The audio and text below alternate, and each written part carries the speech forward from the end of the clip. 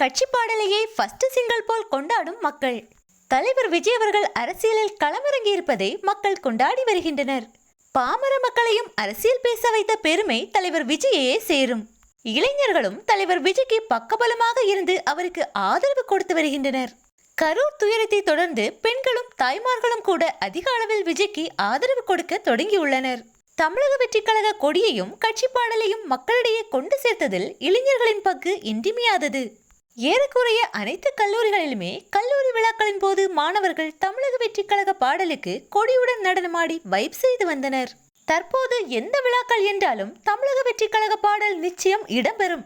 அந்த அளவுக்கு மக்கள் மத்தியில் மிகுந்த வரவேற்பை பெற்றுள்ளது தமிழக வெற்றி கழகத்தின் கட்சி பாடல்.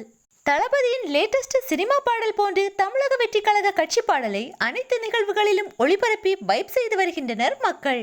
அண்மையில் பார்ட்டி ஒன்றிலும் தமிழக வெற்றி கழக பாடலை ஒளிபரப்பி உற்சாகத்துடன் ஆட்டம் போட்டு மகிழ்ந்துள்ளனர் இளைஞர்கள். எந்த கட்சி பாடலுக்கும் இதுவரை கிடைக்காத ஒரு வரவேற்பு தளபதியின் தமிழக வெற்றி கழகத்திற்கு கிடைத்துள்ளது.